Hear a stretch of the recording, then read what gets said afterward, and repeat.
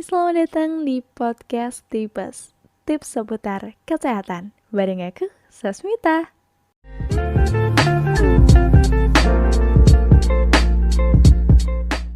Oke, jadi di kesempatan kali ini aku ucapin selamat datang dulu karena ini episode pertama ya. Kita beri applause dulu dong. Sepi banget.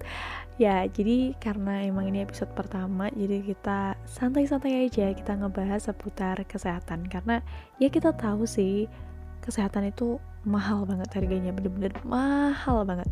Kenapa aku bisa bilang kayak gini? Ya karena emang aku pernah sakit gitu. Ya hampir semua orang pasti pernah sakit ya, Wak, gitu. Tapi emang sakit itu gimana ya, dia apa-apain itu nggak enak gitu loh. Mau kita makan juga nggak enak, mau kita tidur juga nggak enak, pokoknya mau ngapa-ngapain nggak enak gitu, karena memang sakit. Entah itu sakit yang parah banget atau sakit yang standar. Gimana ya, sakit standar tuh pokoknya sakit yang biasa aja, pokoknya intinya kalau ada kata sakit itu pasti nggak enak gitu.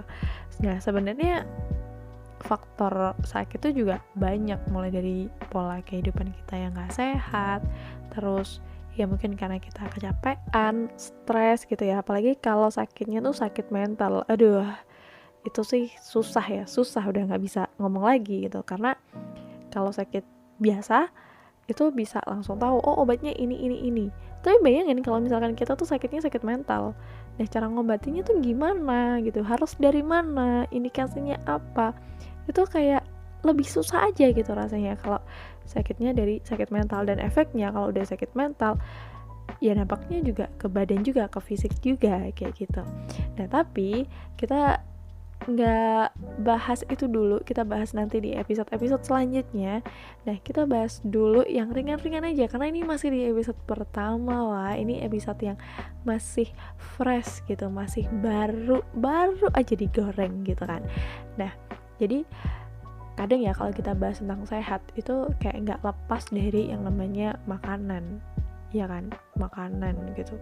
Kalau di Indonesia sih digadang-gadang makanan yang sehat, makanan yang 4 sehat 5 sempurna gitu kan. Apa aja ya, 4 sehat 5 sempurna, pokoknya ada susu, ada sayur, ada ikan, daging, terus kayak kacang-kacangan, sayur-sayuran, nasi gitu, pokoknya yang mengandung karbohidrat gitu kan.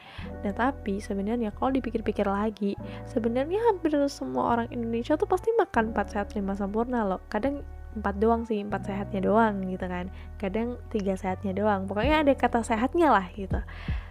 Tapi kalau misalkan ada nih yang udah makan 4 sehat 5 sempurna tapi masih mengalami yang namanya obesitas, kemudian penyakit-penyakit lain gitu kan, ini sebenarnya ya 4 sehat 5 sempurna itu harus ada upgrade-nya, harus ada pembaharuannya gitu. Kenapa bilang harus ada pembaharuannya? Karena arti dari 4 sehat 5 sempurna itu sebenarnya agak rancu ya, Wak. Kita tuh udah sering banget loh makan sayur-sayuran gitu ya, makan buah-buahan, tadi lupa sebutin ada buah-buahan ya. Nah terus ada sayur, buah-buahan, daging, susu kayak gitu, tapi nggak dikasih tahu porsinya itu seberapa, makan nasinya tuh seberapa, makan sayurnya seberapa, daging, serat-serat lah pokoknya itu juga seberapa, minum susunya juga seberapa. Harusnya tuh dikasih tahu dari awal gitu loh, gizi yang seimbangnya tuh kayak gimana. Karena tahu sendiri lah ya, budaya di Indonesia rasanya kalau nggak makan nasi itu kayak nggak makan, kayak nggak sarapan atau makan siang. Makan roti dibilang camilan gitu, padahal di luar negeri orang-orang malah jarang makan nasi. Dan sebenarnya nasi itu kan menghasilkan karbohidrat. Nah sebenarnya banyak banget pengganti nasi yang dimana itu juga bisa menghasilkan karbohidrat juga, tapi ya karena emang udah jadi budaya turun temurun ya, Wak, jadi kayak ya udahlah pokoknya harus makan nasi gitu.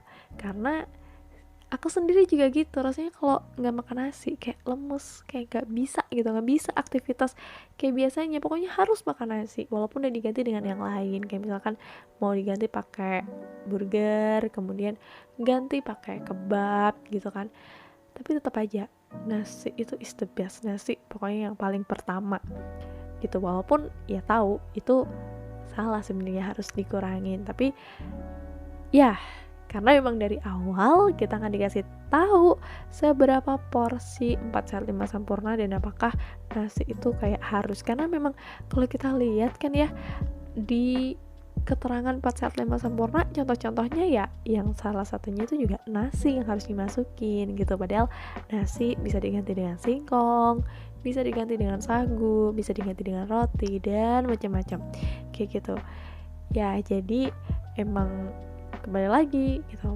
makanan yang baik pasti juga bisa menghasilkan tubuh yang sehat, karena kan awalnya juga dari asupan ya, asupan gizi gitu yang akhirnya bisa buat tubuh kita jadi lebih bugar, lebih sehat gitu ya. Mungkin ya nanti bisa podcast ini bisa didengerin oleh orang-orang kesehatan. Mohon maaf Pak, Bu ya, ini cuma